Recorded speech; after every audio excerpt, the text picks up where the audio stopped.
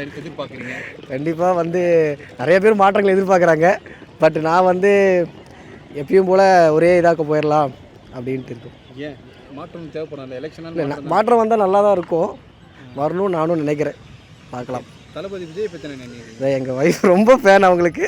எங்கள் வீட்டில் என்ன சொல்லி வைக்கிறாங்க, நீ விஜய்க்கு தான் ஓட்டு போடணும் அப்படின்ட்டு மிரட்டுறாங்க. பார்ப்போம் என்ன நடக்கும்ன்ட்டு. இல்லை அவர் வந்தால் நல்லா இருக்கும். இல்லை, நல்லா இருக்குமானா ஒரு சும்மா ஒரு டைம் வந்தால் தான் தெரியும். நமக்கு தெரியாதுல்ல. ஏன்னா இப்போ இவங்க 2 பேரும் மாற்றி நான் இது பண்ணிட்டுருக்காங்க. ஸோ அதனால் நமக்கு தெரியுது அவர் இன்னும் உள்ளே வரல.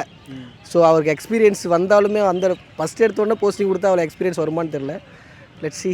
நிறைய படம் வச்சிருக்காங்க. படமும் சினிமா இல்லை ப்ரோ. சினிமா வேறு, ரியாலிட்டி வேறு.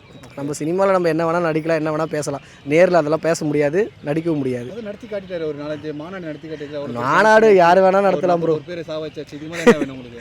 நானும் எனக்கு வேணான்னு தான் சொல்கிறேன். எனக்கு நான் விஜய் சப்போர்ட்லாம் பண்ணல.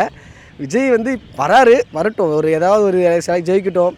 லைக் ஒரு எம்எல்ஏவாக ஆகட்டும். ஏதாவது பண்ணட்டும் மக்களுக்கு. பார்ப்போம். Thank you thank you bro. ஒரே நிமிஷம் ப்ரோ.